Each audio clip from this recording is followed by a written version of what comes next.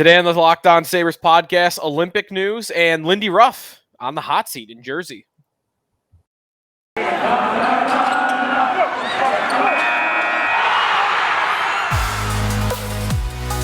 You're Locked On Sabres, your daily podcast on the Buffalo Sabres. Part of the Locked On Podcast Network, your team every day.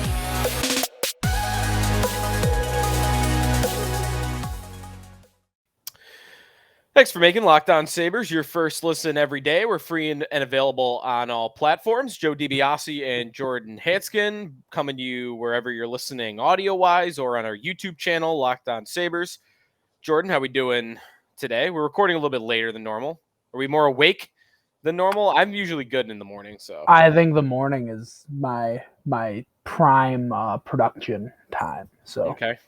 Well, I had some. I don't think I've ever. So I was just at the dealer getting my car looked at for a check engine light. Have you ever had a check engine light checked and they're just like, no, you're fine, you're good. We changed the oil. You're good. Nothing wrong. That's usually what it is, right? No sales pitch on anything. I usually get, yeah, your muffler's a little rusty or something like that. Yeah, right. And I'm like, okay. You might want to replace it. And then I go on with my life. Yeah. There's not a ton of hockey stuff to get to today. The Sabres are in shutdown. So Kevin Adams said yesterday during his media conference call after the Sabres canceled practice that Jeff Skinner and Zemgus Girgensons were placed on the COVID list. Girgensons is symptomatic. Stroza and Skinner are not. Dustin Tokarski came off of the COVID list the day before, and he is back skating. So the Sabres had to cancel practice. They're off till Monday anyway in terms of games, so probably just best to sit home and not risk exposure or anything or spreading the virus around from player to player. So just a couple of guys on the Sabres COVID list, a lot more players placed on that list throughout the league. And there's like 3 games this week. You should. What would you do, by the way, fantasy hockey-wise? I'm having this dilemma. We're arguing in our group chat right now. What do? Do you cancel the week altogether? Do you combine this week with next week's scoring period? Or do you just go ahead and give somebody the win, despite the fact the other team might not even have any players go because there's only like 4 teams playing games? Yeah, I don't know. It's a tough call. I would probably let it play out and you get the loss. I mean, postponements are part of the game. Wow. Gotta know it going in. What if you lose and you didn't have a guy play a game? You still should lose. You could have picked somebody up. That seems like bull. Everyone's hoarding. Everyone's hoarding fourth liners on the Lightning. Yeah. Go get them. Zach Bogosian is like suddenly key to fantasy hockey. So the big COVID news in the NHL here on Wednesday is it is now official. The NHL is not going to the Olympics. The NHL announced that today. It is not happening. We saw the writing on the wall. We saw reports yesterday. So really no surprise here. The official announcement read as such: with the National Hockey League's regular season schedule having been materially disrupted as a result of increasing COVID cases and a rising number of postponed games, the National Hockey League announced today that players will not participate in the 2022 Winter Olympics in Beijing. Our focus and goal have been and must remain to responsibly and safely complete the entirety of the NHL regular season and Stanley Cup playoffs in a timely manner. We will begin using available dates during the February 6th to 22nd window, originally meant for Olympic participation, to reschedule games that have been or may yet to be postponed. Does it sting a little bit less because we've kind of been slowly building towards this and it just didn't come out of the blue? Yeah, I mean, it makes the Olympics for hockey less interesting. Like, I don't think I'm going to be interested at all in the hockey tournament anymore. Like, yeah, last time, the fact that Germany came in second last time. Yeah. I mean, I guess it makes it more competitive if you want to talk about it that way, but it's not the same, right? You're not going to see who is this year's best hockey team in the world. You don't get that. And this is another year the American team doesn't get to show off their skill. So if you're thinking patriotically, that stinks too. But yeah, the Olympics has plenty of other stuff that I'm going to enjoy But yeah, the hockey, it stings. It stings for sure. So what sport shoots to number one, piquing your interest for the Winter Olympics? Curling was number one before. Oh, come on. Above hockey? Yeah. Okay. I can respect curling. I don't want to jump down. I don't want to. And then biathlon shoots to number two. Yes, love the biathlon. I'm a big speed skating guy, but it's got to be It's boring track. till the end though. The short. Yeah, but they it's don't do wild anything at the until end. the end. It's wild. At the It's end. it's a horse race, right? Like, And well, it's horse like- race I guess is short. It's like bumper Right. cars too. Like there's Yeah, at the end. contact. At the end Yeah. it is. And then there's Uh, I love it. I There's also this- like what's the other one? Like the snowboarding and stuff is fun too. Mhm. There's one, I think it's called aerial skiing, where they literally just shoot in the air like 100. It seems like it's 100 feet. I know it's not, but they're literally like in the air just doing spins Mhm. and flips for like what feels like an hour. It's ridiculous. I just looked it up. We should do this. A top 5 Winter Olympic sports according to complex.com. They have like not mentioned any of ours. Number 5. Curling is electric. If they don't say curling's on there, it's wrong. They have curling at number 10. Curling Right is above electric. Absolutely. Nordic combined? What is that? Nordic combined, I think it's cross country. Okay. Oh no, it is ski jumping and cross country skiing. I don't That's think electric. Wait, do they cross country ski and then they're like exhausted they're and they go off the ramp? middle of the woods. There's just a huge ramp. I imagine it's like each day is separate. I imagine the Winter Olympics is weird because there's not enough things to do. Yeah. They have number 5, Alpine Skiing. Is that just like the regular skiing? I think so. Just like the downhill. Yeah. Okay. Number 4, short track speed skating. Yeah, that's fine. Number 3, snowboard. Snowboard's fun too. There's a lot of different types of snowboarding though. Some are better than others. The half pipe is the best. Half pipe is the best. Yeah. Number 2 is ski jumping. That's the one. No, the ski jump is literally they're just flying in the air. Right. Great movie about ski jumping. What was the one? What's it called? I can't remember. It's the British guy that does it. I won't get it I'll right. I'll but look it up. Yeah. And then number 1 is freestyle skiing. No, well, freestyle skiing that's the like the marquee event. That's like the track and field or the swimming of the Olympics. What is the one where? What is the? Wait, sport no. that is Here Oh, Comes freestyle Colonia? skiing is where they do all the tricks. Oh yeah, that's right. Ski tricks. Yeah. Eddie the No. Eagle was the name. of that Curling, movie, by the it's way. curling, biathlon. People hate biathlon, but I love biathlon.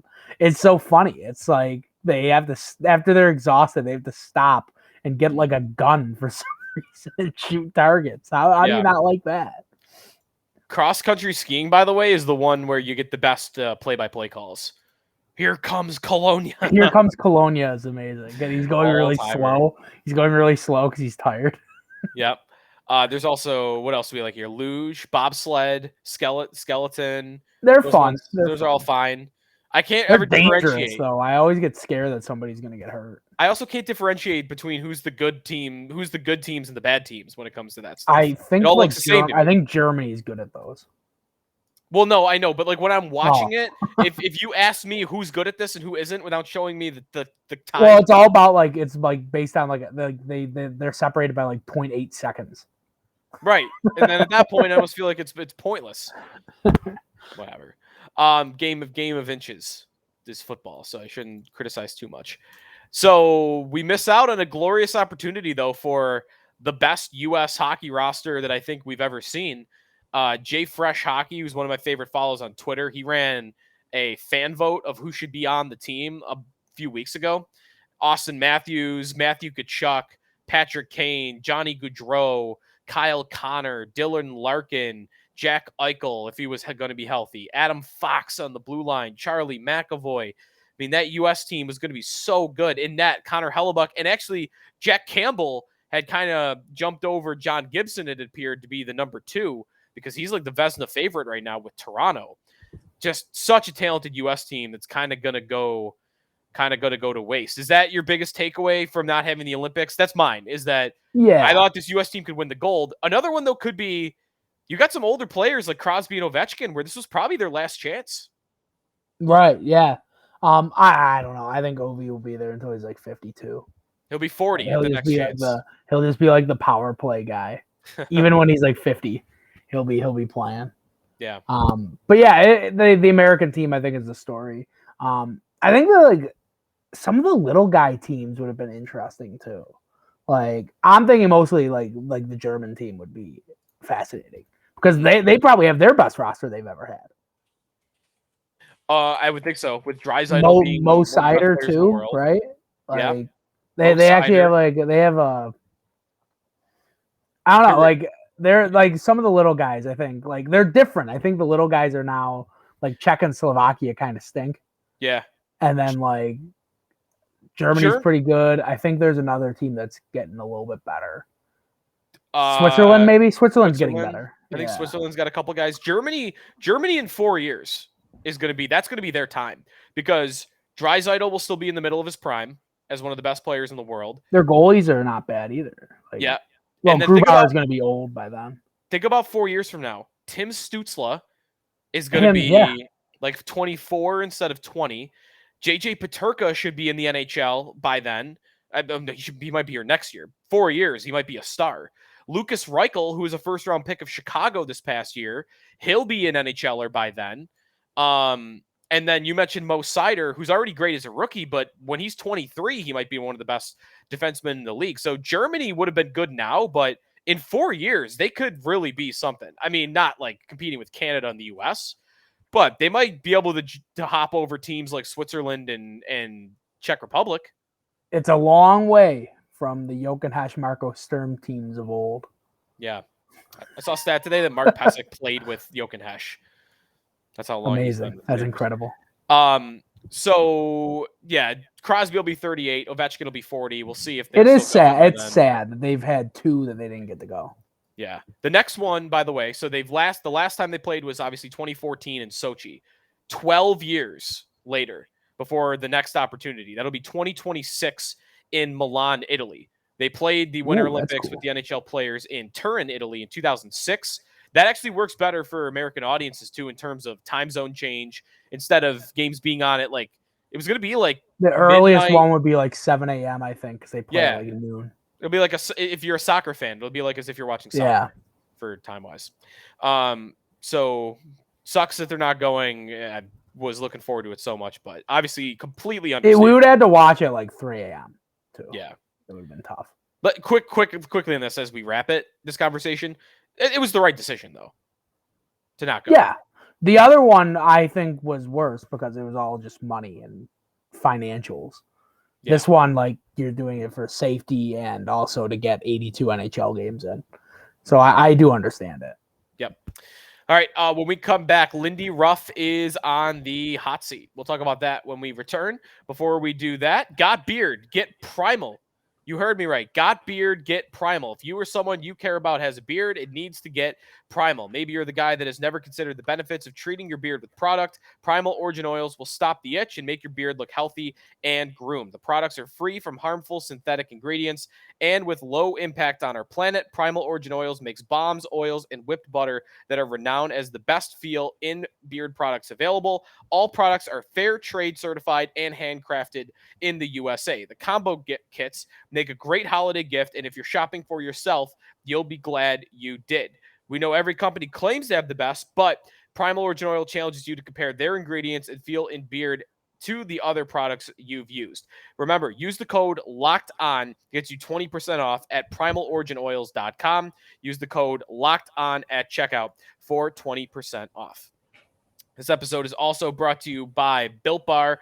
Bunch of amazing flavors with Built Bar: raspberry, mint brownie, double chocolate, cookies and cream, peanut butter brownie. My favorite is the cookie dough because they got the actual pieces of cookie dough in there. They're 100% covered in chocolate, but it's the best of both worlds. They are delicious and they are healthy. They are low in calories, sugar, net carbs, and fat, but they are high in protein. If you go to Built.com, use the promo code LOCKED15, you will get 15% off your order. Use the promo code LOCKED15 for 15% off at Built.com. Joe DiBiase and Jordan Hansgen here on the Locked On Sabres podcast. I was just checking to see if they had updated Olympic hockey odds at Bet Online, and they've actually just been taken down altogether. So you cannot bet on the Olympic hockey odds currently. Maybe they'll just refresh those at some point. That was one thing I wanted to touch on before we completely exit our Olympic conversation. Who's going to play in this thing? Like, is it going to be like it was last time, where it is like kind of veteran guys that used to be in the NHL a long time ago and are playing over in Europe now? Or could you see like do you want to send college kids there like in 1980? I don't know. What would you, if you're the GM of the US hockey team, like what's the first group you're calling? I'm probably calling the college kids, I guess. Like that would be the people that would most like the experience, but they would probably be like no too. Yeah. Actually, they probably couldn't because it's the timing. Their college season ends in March, right? Yeah. Or April. Like they probably couldn't go anyway. So I mean that would be the most interesting is us sending the college kids. Russia's gonna send their KHLers. Right. I would imagine the European teams would probably send some guys from like the DEL and whatever elite league or whatever. Yeah. I have no idea. It's probably going to be the guys that aren't in the league anymore. It's going to be the same thing as last time. It could be AHL guys. Like Peterka might still be an option for Team Germany. So if Germany is pulling from, if they have that option, he's going to make it. In fact, he'd be a top line player for the German national team. So yeah, Jordan, you could see I had to go help Mick out. You kicked Mick out of the room? I had to move the dog. Sorry. That's all right. Live TV, folks.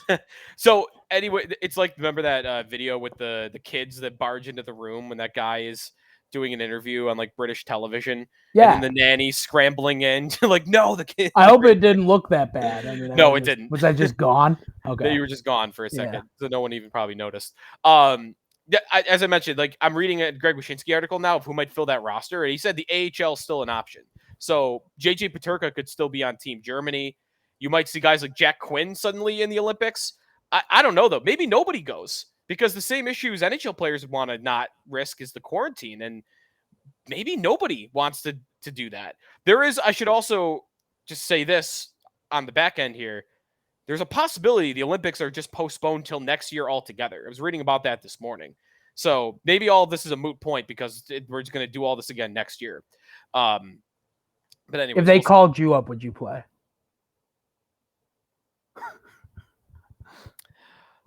Is it an easy yes? I mean, is it that easy of a yes? Just to get absolutely smoked by like Pavel Datsyuk.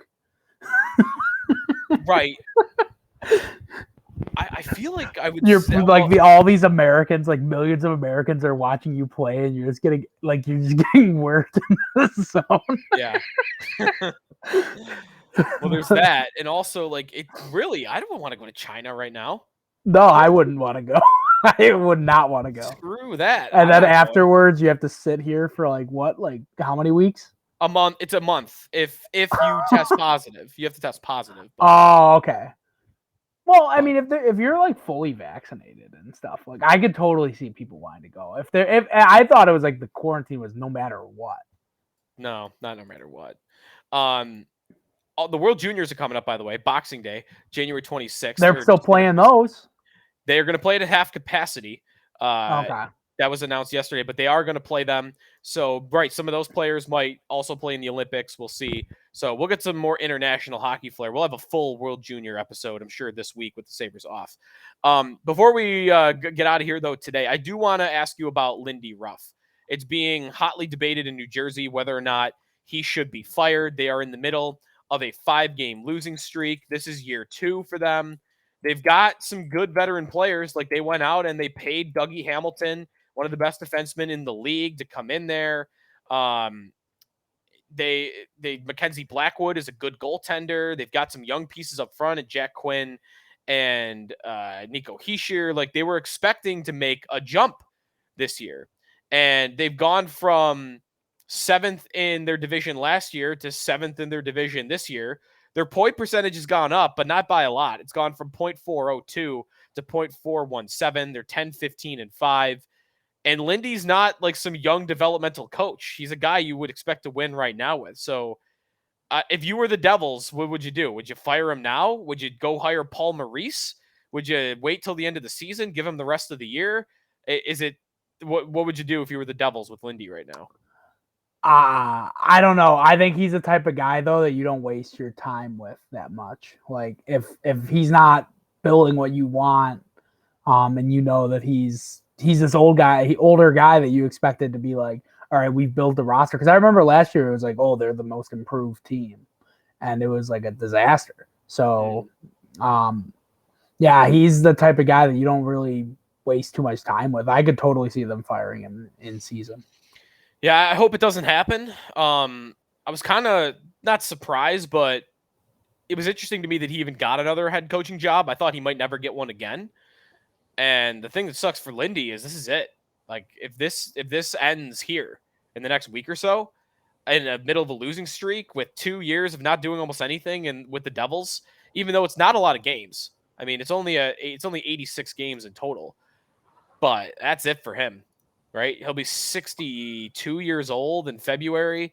I mean, he could get another head coaching job, but I wouldn't bet on it. And he's chasing down that top 5 all-time wins list. Mm-hmm. He is Paul Maurice out in Winnipeg now. He'll get another job at some point. He's 10 behind Maurice for 6th all-time. He's 17th behind the late Al Arbor. So, like, Lindy's got a shot at being a top 5 winningest coach of all time still. But he's going to have to turn it around with the Devils. I guess I wouldn't do it if I were the Devils just yet. I don't think they're crazy if they thought they were going to be some playoff team this year. Like, yeah, you paid Dougie Hamilton, but you're so young everywhere else. And Hughes is like your core member, and he hasn't taken a leap forward yet. I guess you could blame Lindy for that. I wouldn't. I wouldn't fire him yet. If they were to be this bad the rest of the way, I'd maybe fire him after the season. But if I were the Devils, I would keep going with Lindy. I hope he gets through it, though, because I root for him, and I hope that he is able to hold down that job a little bit longer. All right, I think that's it for today's episode. I'm going to do one quick last refresh of Twitter to make sure I didn't miss any hockey news, because it's been fast and furious for the last couple of days. Nope, I've just got people yelling at me about pointing out the Bills are 4th in the league in rushing yards per attempt this season. They're actually not that. They're not as bad as people think they are at it. Well, everyone's yelling, well, take out Josh Allen. I'm not going to take out Josh Allen. Josh Allen is their running game. Right. I mean, it could just be because people what do they want? They want something to blame about it. Like, they're like, what's the problem with this team? Well, and it's like, yes. I can tell you, they tripped on a 4th and 1. They missed an open receiver in a windy Patriots game. The wind itself was a problem in that. Like, sometimes you just lose close games, and like, what's really the matter with an 8-6 team? Like, I think they're still as capable as ever to win everything they want to win. The other thing is, fans do not like when stats tell a different story than what their eyes tell them. And your eyes would tell you all year that the Bills' running game stinks. And when the stats say, "Oh no, they're actually 4th best," then now it's time to say. I think the thing is that really, like, you watch other teams play, like, that's where I always get like clarity with this. It's like, there aren't many teams that are really good at running the ball. Like, everybody kind of stinks at it. Everyone kind of stinks at offense in general this year. It's the year. Yeah, it's weird. Like, I feel like fantasy scores are way down. Like, just in general. Like, I don't know if you felt the same way. I just feel like there's a lot of good players that don't do anything in games. Definitely right. The running backs in fantasy football this year have been, just like that. All right, that's it for us today in the Locked On Sabres podcast. We will talk to you tomorrow. We'll talk some more World Juniors in the coming days. The Sabres have a couple of prospects that'll be playing in Calgary next week. That gets going on Sunday. So we'll talk about that. And if you want to comment on our YouTube channel, ask any questions, we'll do a bit of a mailbag a little bit later in the week as well. Or you can hit us up with a question at Locked On Sabres on Twitter. Thanks everybody for listening and making us your first listen every day. Now go make your second listen Locked On Bets, your daily one-stop shop for all your gambling needs. Locked On Bets, hosted by your boy Q, with expert analysis and insight from Lee Sterling. It's free and available on all platforms. Talk to you tomorrow.